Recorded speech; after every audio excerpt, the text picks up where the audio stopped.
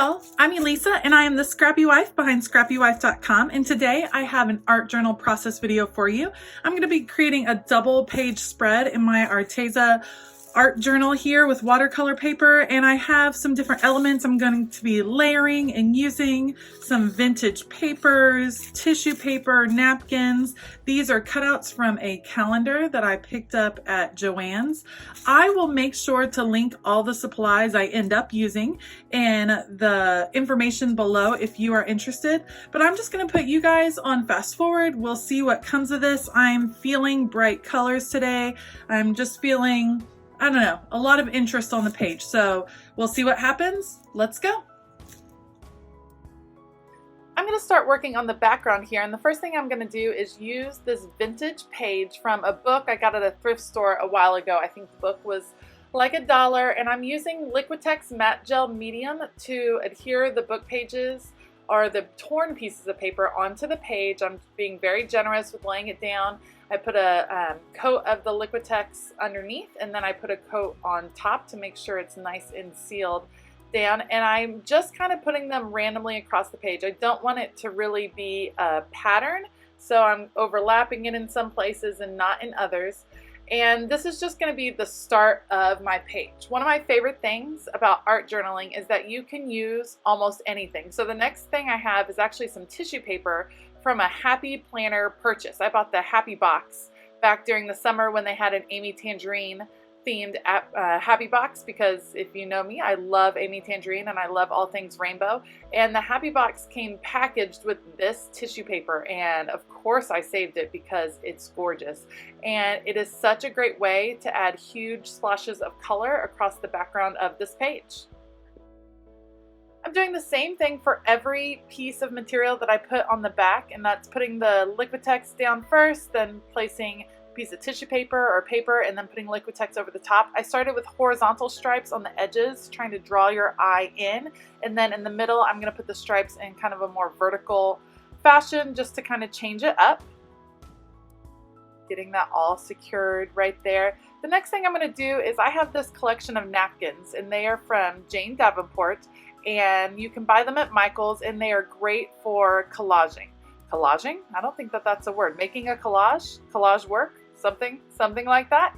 And what you're going to want to do when you use napkins in a collage technique is to remove the plies. Most napkins come in multiple plies. That's what makes them absorbent and helpful. So you use your fingers or a small tool and pull them apart. You can see me doing it here on a second napkin. Pull them apart, pull the white part off of the back, and you can just toss the white part, and that way you get kind of a nicer finish. If you leave the white part on, it still works. You can still adhere the napkin down, but it doesn't quite melt into the page the same way. So I always remove the back of the napkin when I'm working with napkins in my art project. And what I'm trying to do at this point is just fill in all of the white space. I just want to start with a nice solid filled in background with all of the color all over the place.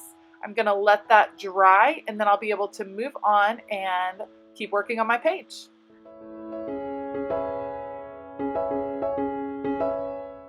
Now, I know I said I was in the mood for color, but this was even too much color for me, knowing I wanted to put things on top of it. So what I decided to do is take some Dylusions white paint in this little jar, and I'm adding white paint over the top. But what I'm doing, see how I'm working in the lid? I'm actually adding a little water to the paint that's in the lid and thinning it out even more. It's not thick paint, it doesn't dry completely opaque, but the water in the lid is thinning it out even more, and the whole thing is just toning down those colors in the background. You can still see the colors, but they're not quite as vibrant as before. And I'm doing a thin layer, and then you saw I dried it with my heat tool, and then I'm adding a few more spots so that they don't jump out. Some of the colors don't jump out quite so much.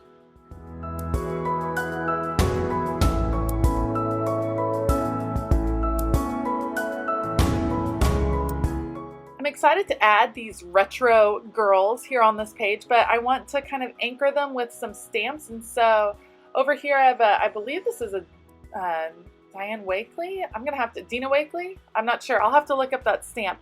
I'm just using some Distress Oxide ink, kind of doing some messy stamps, not worrying about the perfect image, which is perfect because these particular hearts are a little grungy looking, and I think it goes well with the paper. I love all of the color that is still coming through. This whole page is actually focused on the thought of happiness and what is happy, and it was something I was pondering this morning because I'm in a new phase of life and there's a lot of happy moments, and there's times that I wonder if this is this happy, is this what happy is, and I was just kind of pondering what happiness is, kind of like the old Charlie Brown book, like happy is a warm hug from a friend. And I was trying to think, you know, my life is really chaotic, there's kids have activities, there's some stress going on, and can you still be happy in the midst of chaos? And I really think that you can. And so those are some of the things I was thinking of, and these women I think are beautiful and happy and bright, and I just love the brightness of the page. What I'm doing here is adding in some black and white florals, and these are cut out from some scrapbook paper that I picked up at Joann's. I'll try to find it and link it below. And I just fussy cut these flowers out. I use them in art projects all the time. I adhere them down with some Tombow liquid adhesive. I won't make you watch me adhere all of those down over and over again. But those are just kind of serving as a place for those girls to stand. I just wanted to set them apart in away from that background, and I think it kind of anchors them to the page and helps them pop off even more.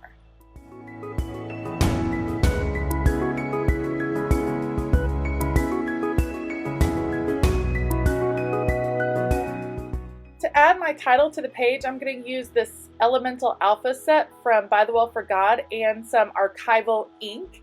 And I'm using Archival ink because I am stamping on top of the Liquitex Matte Gel medium, on the tissue paper, on the paint that's on top of all of that.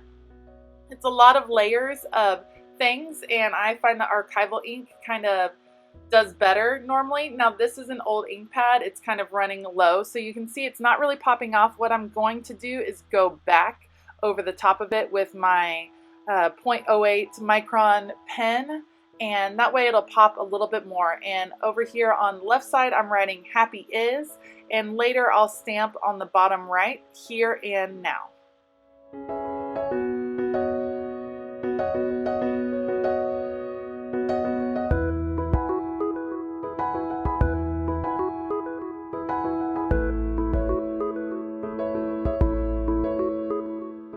What I decide to do is add several pairings of opposite words. And so the first one I add is happy is peace in chaos. And this is just something I've been toying with. I feel like in my head, I think that I can only be happy in certain situations, or for me personally, when everything is done, when everyone is healthy, when the house is clean. And I think that there's room for me to learn that there's happy in all kinds of situations in life. Happy is loud and quiet. Happy is easy, and sometimes happy is hard.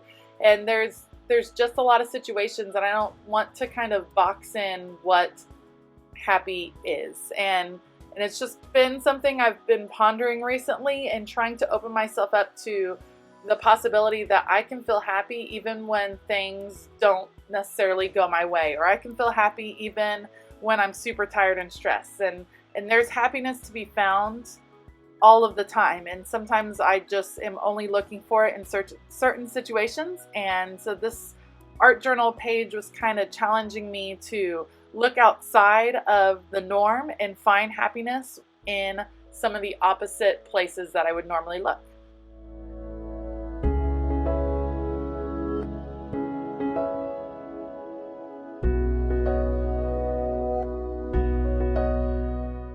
The last step for this page is just adding several more pairs of opposite words. I'm using right up here, happy is fleeting and forever.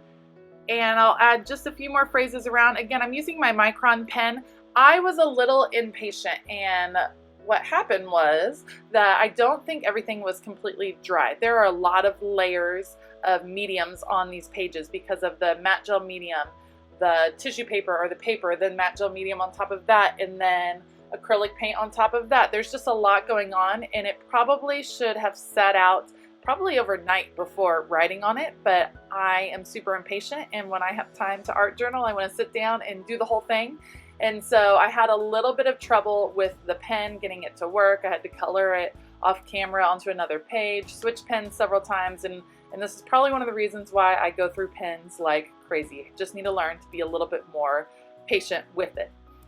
I hope you really enjoyed this art journal page. This one was a lot of fun to do. I also just happen to think it's beautiful. It brings me a lot of joy to look at it. I hope you have opportunities to find happiness in your day, in all of the different parts of your day, and that you also have a little time to be creative.